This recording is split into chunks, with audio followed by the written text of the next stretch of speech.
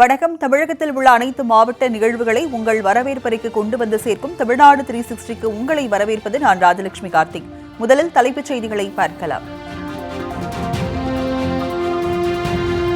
தாமதமாகும் தாமிரபரணி கூட்டு குடிநீர் திட்ட பணிகள். சாலையோரத்தில் கேட்பாரற்று கிடக்கும் விலை உயர்ந்த குழாய்கள்.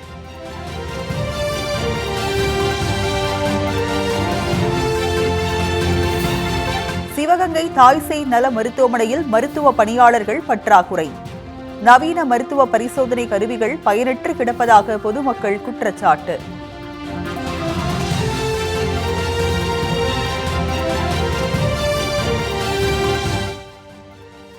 சிறுவர் பூங்கா மது அருந்தும் கூடாரமாக மாறிய அவலம். சீரமைத்து மீண்டும் பயன்பாட்டிற்கு கொண்டுவர சமூக ஆர்வலர்கள் கோரிக்கை.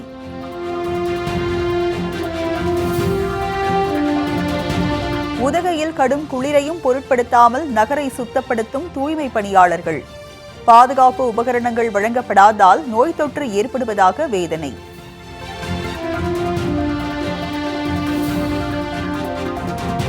சுகாதாரமற்ற நிலையில் செயல்பட்டு வரும் செங்கல்பட்டு மாவட்ட ஆட்சியர் அலுவலகம். மாடுகள் குரங்குகள் நடமாடும் அவலத்தை விளக்கும் செய்தி தொகுப்பு.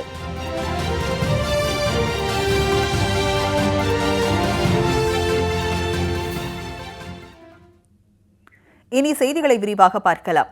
தாமிரபரணி கூட்டு குடிநீர் திட்டத்திற்கான குடிநீர் குழாய்கள் சாலைகளில் கேட்பாரற்று கிடப்பதால் மக்களின் வரிப்பணம் வீடடிக்கப்படுவதாக பொதுமக்கள் குற்றம் சாட்டி வருகின்றனர். நெல்லை மாவட்டத்தின் வறண்ட பகுதிகளில் குடிநீர் தேவையை பூர்த்தி செய்யும் வகையில் தாமிரபரணி ஆற்றில் முன்னீர் பள்ளத்திலிருந்து களக்காடு, சேரன் மகாதேவி, நாங்கநேரி, வள்ளியூர், ராதாபுரம் உள்ளிட்ட 6 ஊராட்சி ஒன்றியங்களுக்கு குடிநீர் வழங்குவதற்காக 605 கோடி ரூபாய் மதிப்பீட்டில் திட்டப்பணிகளை துணை முதலமைச்சர் உதயநிதி ஸ்டாலின் தொடங்கி வைத்தார். இதற்காக சாலையோரங்களில் ஆங்காங்கே பள்ளங்கள் தோண்டப்பட்டு குடிநீர் குழாய்கள் அமைக்கும் பணிகள் நடைபெற்று வந்தன. இதற்காக சாலையோரங்களில் விலை உயர்ந்த குழாய்கள் வைக்கப்பட்டுள்ளன. ஆனால் திட்டப்பணிகளுக்கு தேர்வு செய்யப்பட்ட இடம் பட்டா நிலங்களாக இருப்பதால் பணிகள் தாமதப்படுகின்றன. இதனால் சாலையோரங்களில் வைக்கப்பட்டுள்ள குழாய்கள் பாதுகாப்பற்ற சூழலில் உள்ளதால் மக்களின் வரிப்பணம் வீணடிக்கப்படுவதாக பொதுமக்கள் புகார் தெரிவித்து வருகின்றனர்.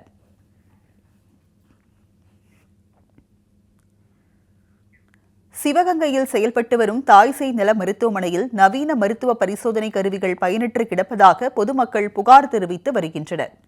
சிவகங்கை மாவட்டத்தில் அமைந்துள்ள அரசு தாய்சேய் நல மருத்துவமனைக்கு நாள்தோறும் 400க்கும் மேற்பட்ட வெளி நோயாளிகள் வந்து செல்கின்றனர்.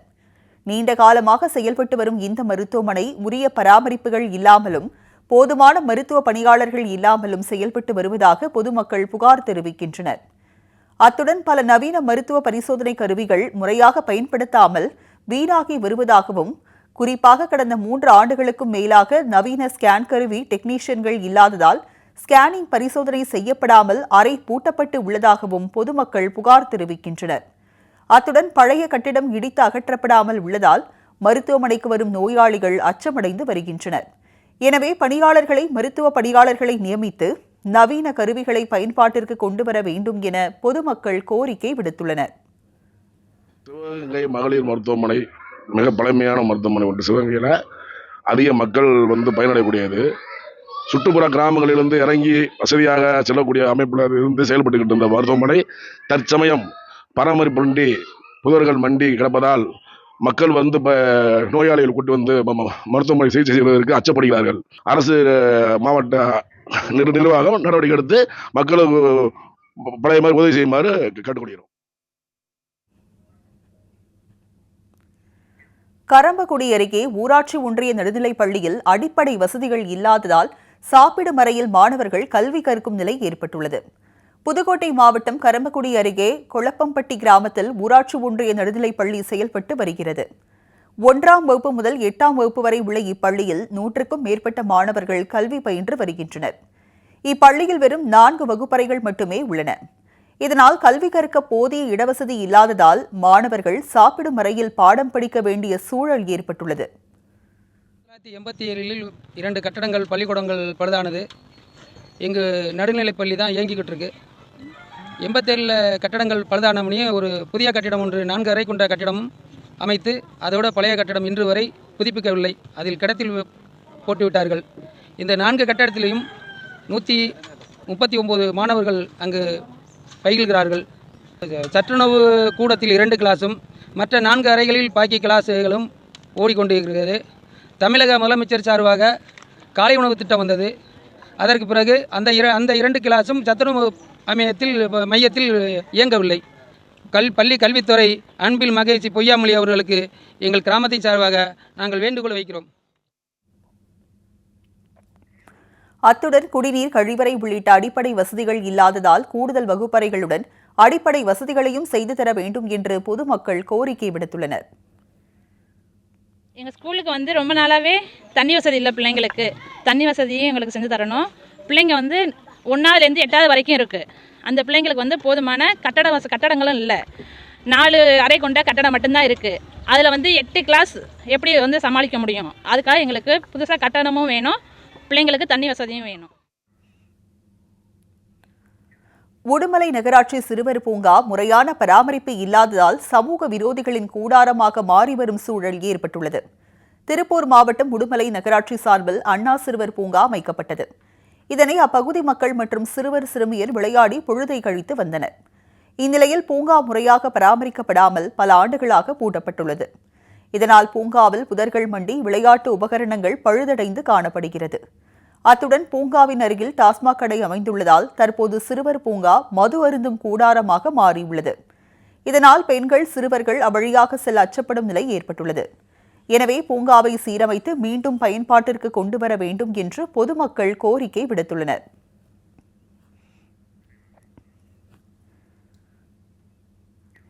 உதகையில் கடும் குளிரையும் பொருட்படுத்தாமல் நகரை சுத்தப்படுத்தும் தூய்மை பணியாளர்களுக்கு முறையான பாதுகாப்பு உபகரணங்கள் வழங்கப்படுவதில்லை என்று குற்றச்சாட்டு எழுந்துள்ளது. நீலகிரி மாவட்டம் உதகை நகராட்சியில் உள்ள 36 வார்டுகளில் தூய்மை பணியினை மேற்கொள்ள 80 நிரந்தர பணியாளர்களும் 140 ஒப்பந்த பணியாளர்களும் பணியமர்த்தப்பட்டுள்ளனர். கடந்த 2 ஆண்டுகளுக்கு முன்பு வரை 350க்கும் மேற்பட்ட தூய்மை பணியாளர்கள் பணியாற்றி வந்த நிலையில் தற்போது நகராட்சி நிர்வாகம் மற்றும் தனியார் ஒப்பந்த பணியாளர்கள் என 220 தூய்மை பணியாளர்கள் மட்டுமே பணியாற்றி வருகின்றனர். பணியாளர்கள் பற்றாக்குறை காரணமாக ஆங்காங்கே குப்பை தேக்கமடைந்துள்ளன. அத்துடன் தூய்மை பணியாளர்களுக்கு முறையான கையுறை உள்ளிட்ட பாதுகாப்பு உபகரணங்கள் வழங்கப்படுவதில்லை என்ற குற்றச்சாட்டு எழுந்துள்ளது. இதனால் துப்புரவு பணியாளர்கள் தொற்றுநோய் போன்ற உபாதைகளால் பாதிக்கப்படுவதாகவும் வேதனை தெரிவிக்கின்றனர்.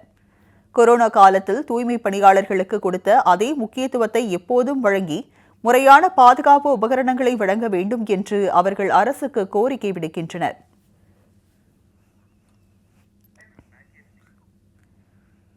மீண்டும் தமிழ்நாடு 360க்கு உங்களை வரவேற்கிறோம். சோளிங்கர் பகுதியில் நல்ல மழை பெய்து வருவதால் ஏரி பாசன விவசாயிகள் மகிழ்ச்சியடைந்து பாசன பணிகளை மேற்கொண்டு வருகின்றனர். ராணிப்பேட்டை மாவட்டம் சோளிங்கர் மற்றும் அதன் சுற்றுவட்டார பகுதிகளில் கிணற்று பாசனம், ஏரி பாசனம், ஆற்று பாசனம் என விவசாயிகள் சாகுபடி பணிகளில் ஈடுபட்டு வருகின்றனர். இந்நிலையில் சோளிங்கர் சுற்றுவட்டார பகுதிகளில் அவ்வப்போது விட்டுவிட்டு மழை பெய்து வருவதால் ஏரி, குளங்கள் வேகமாக நிரம்பி வருகின்றன. இதனால் ஏரி பாசன விவசாயிகள் மகிழ்ச்சியடைந்து சாகுபடி பணிகளில் தீவிரமாக ஈடுபட்டு வருகின்றனர். உழவு, விதைப்பு, நாற்று பறிப்பு, நாற்று நடவு என உழவு பணியில் விவசாயிகள் தீவிரமாக ஈடுபட்டு வருகின்றனர்.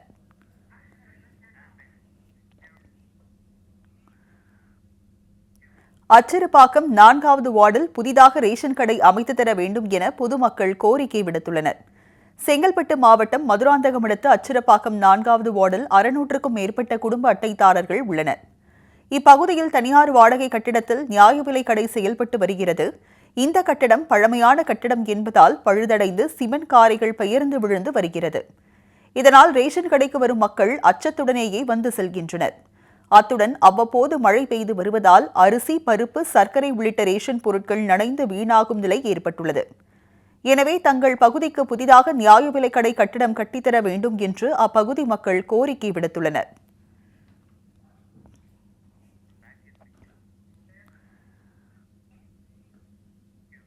அடுத்து உங்கள் ஊர் நிகழ்வுகளை விரைவாக வழங்க வருகிறது உள்ளூர் எக்ஸ்பிரஸ்.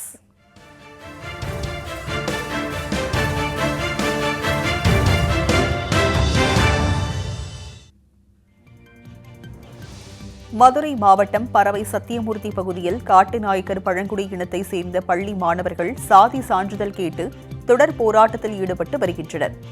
5 நாட்களாக போராட்டம் நடைபெற்று வந்த நிலையில் கோட்டாட்சியர் ஷாலினி பொதுமக்களிடம் பேச்சுவார்த்தை நடத்தினார். அப்போது சாதி சான்றிதழ் கோரி விண்ணப்பங்கள் நிராகரிக்கப்பட்டவர்கள் மீண்டும் மேல்முறையீடு செய்யுமாறு கோட்டாட்சியர் அறிவுறுத்தினார். இதனை ஏற்க மறுத்த போராட்டக் குழுவினர் சான்றிதழ் நிராகரிக்கப்பட்டதை ரத்து செய்து சான்றிதழ் வழங்க வேண்டும் என கூறி மீண்டும் போராட்டத்தில் ஈடுபட்டுள்ளனர்.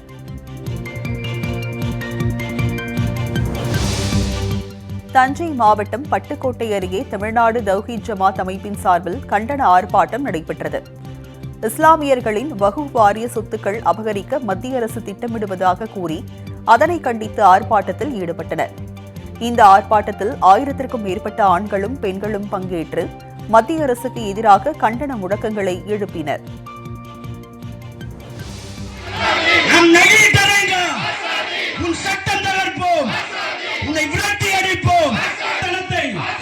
நாங்கள் ஒழித்து கட்டுவோம், நாங்கள் கலைந்திட மாட்டோம், அதை கலங்கவும் மாட்டோம்.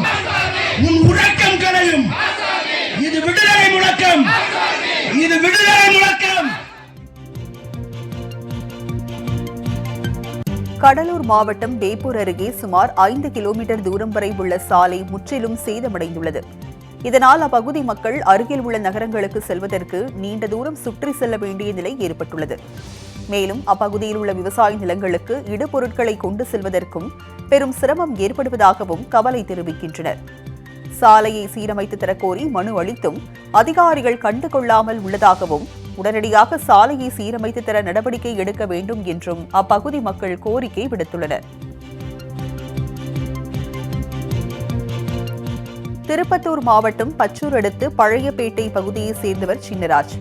64 வயதான இவருக்கு 2.5 சென்ட் நிலம் உள்ளதாக கூறப்படுகிறது. இந்நிலையில் கடந்த 1998ஆம் ஆண்டு பட்டா நிலத்தில் மகளிர் நியாய விலைக் கடை கட்டப்பட்டு செயல்பட்டு வருகிறது. இந்நிலையில் இந்த இடம் தனக்கு சொந்தமானது என்றும் கடந்த 26 ஆண்டுகளாக மின் கட்டணம் செலுத்தி வருவதாகவும் முதியவர் சின்னராஜ் கூறி வருகிறார். இந்நிலையில் ரேஷன் கடையை வேறு இடத்திற்கு மாற்ற வலியுறுத்தி நியாய விலைக் கடை முன்பாக தர்ணாவில் ஈடுபட்டார். தகவல் அறிந்து வந்த கிராம நிர்வாக அலுவலர் ஓரிரு நாட்களில் நிலம் அளவீடு செய்யப்படும் என்று உறுதியளித்தார்.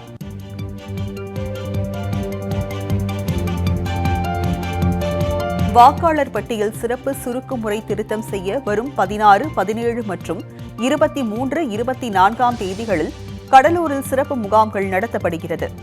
இதில் 18 வயது பூர்த்தியடைந்தவர்கள் தங்களது வாக்காளர் அடையாள அட்டை விண்ணப்பித்தல், புதுப்பித்தல், திருத்தம் ஆகிய பணிகளை செய்யலாம் என தெரிவிக்கப்பட்டுள்ளது. இந்த நிலையில் இந்திய தேர்தல் ஆணையம் சார்பில் கடலூரில் விழிப்புணர்வு பேரணி நடைபெற்றது. இதனை கடலூர் மாவட்ட ஆட்சியர் சிபி ஆதித்யா செந்தில்குமார், மாநகராட்சி ஆணையாளர் அனு ஆகியோர் கொடியசைத்து துவக்கி வைத்தனர். மேலும் வாக்களிப்பதன் அவசியம் குறித்த விழிப்புணர்வு பதாகைகளை ஏந்தி மாணவர்கள் பேரணியாக சென்றனர்.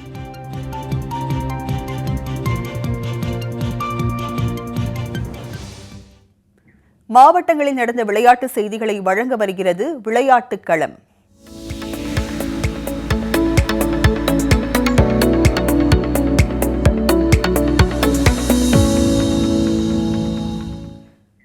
திருவண்ணாமலையில் நடைபெற்ற மாநில இளையோர் பெண்கள் கபடி போட்டியில் ஈரோடு அணி சாம்பியன் பட்டத்தை தட்டி சென்றது. திருவண்ணாமலை மாவட்டத்தில் 50வது மாநில இளையோர் பெண்கள் கபடி போட்டி நடைபெற்றது. தமிழ்நாடு அமைச்சர் கபடி கழகம் மற்றும் மாவட்ட அமைச்சர் கபடி கழகம் இணைந்து நடத்திய இப்போட்டியில் தமிழ்நாட்டில் உள்ள பல்வேறு மாவட்டங்களில் இருந்து வீராங்கனைகள் ஆர்வமுடன் பங்கேற்று தங்கள் திறமைகளை வெளிப்படுத்தினர். இறுதிப் போட்டியில் ஈரோடு அணி மற்றும் சென்னை அணிகள் மோதின. விறுவிறுப்பாக நடைபெற்ற போட்டியில் 40 புள்ளிகள் பெற்று ஈரோடு அணி வெற்றி பெற்று சாம்பியன் பட்டத்தை தட்டி சென்றது.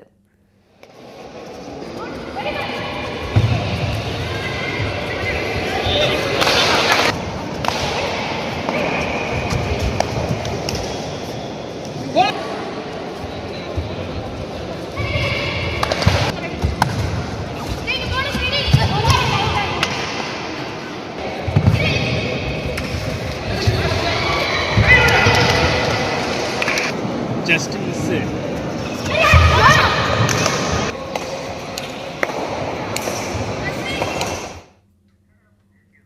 இதனைத் தொடர்ந்து வெற்றி பெற்ற அணிகளுக்கு சிறப்பு அழைப்பாளராக பங்கேற்க துணை சபாநாயகர் பிச்சாண்டி, மாவட்ட ஆட்சியர் பாஸ்கர பாண்டியன் ஆகியோர் கோப்பைகளையும் ரொக்க பரிசையும் வழங்கி பாராட்டு தெரிவித்தனர்.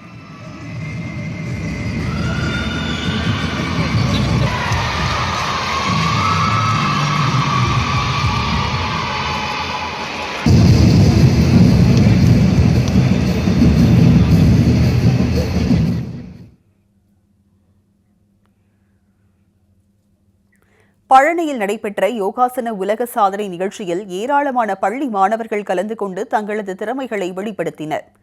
திண்டுக்கல் மாவட்டம் பழனியில் சிவாலயா யோகா மையம் மற்றும் பழனி நகர் அரிமா சங்கம் சார்பில் யோகாசன உலக சாதனை நிகழ்ச்சி நடைபெற்றது. இதில் மதுரை, தேனி, திருப்பூர், தேனி உள்ளிட்ட பல்வேறு பகுதிகளைச் சேர்ந்த 1000க்கும் மேற்பட்ட பள்ளி மாணவ மாணவியர் கலந்து கொண்டு தங்கள் திறமைகளை வெளிப்படுத்தினர்.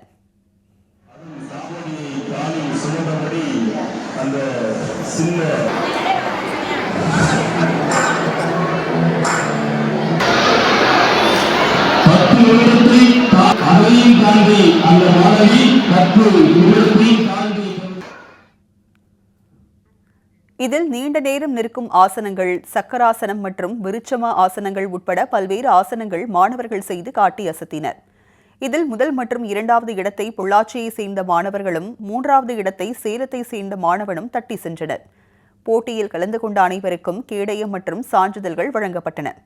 அத்துடன் 10 மாணவர்கள் தங்களின் திறமையை வெளிப்படுத்தி குளோபல் உலக சாதனை புத்தகத்தில் இடம் பிடித்தனர்.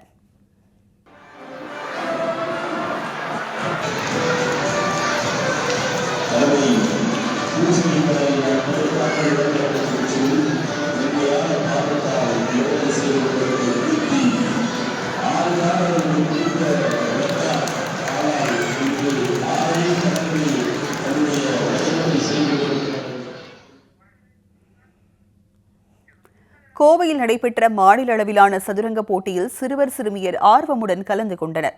தமிழ்நாடு சதுரங்க சங்கம் மற்றும் கோவை ரோட்டரி கிளப் சார்பில் மாநில அளவிலான சதுரங்க போட்டிகள் கோவை மணியக்காரன் பாளையம் பகுதியில் நடைபெற்றது.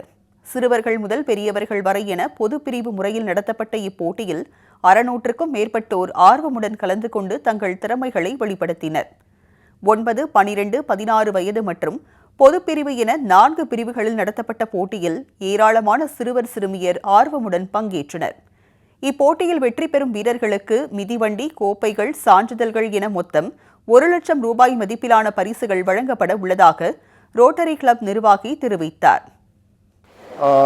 லாஸ்ட் 3 இயர்ஸ் டிஸ்ட்ரிக்ட் லெவலில் பண்ணியிருந்தோம். இந்த வருஷம் ஸ்டேட் லெவலில் பண்ணுறோம். இது க்ளோஸ் டு 500 to 600 பார்ட்டிசிபென்ட்ஸ் குழந்தைங்க விளையாடுறாங்க. க்ளோஸ் டு 1000 பேரண்ட்ஸ் இதில் பார்ட்டிசிபேட் பண்ணுறாங்க. இதில் ப்ரைஸஸ் அப்படின்னு பார்த்தோம்னா close to 1,10,000 cycle, digital clock, cash prize, medals, cups distribute பண்ணுறோம். கேட்டகரிஸ் அப்படின்னு பார்த்தோம்னா Under 9, Under 12, Under 16, ஓப்பன், இந்த மாதிரி 4 கேட்டகரிஸில் separate for boys and separate for girls இதை கண்டக்ட் பண்ணுறோம்.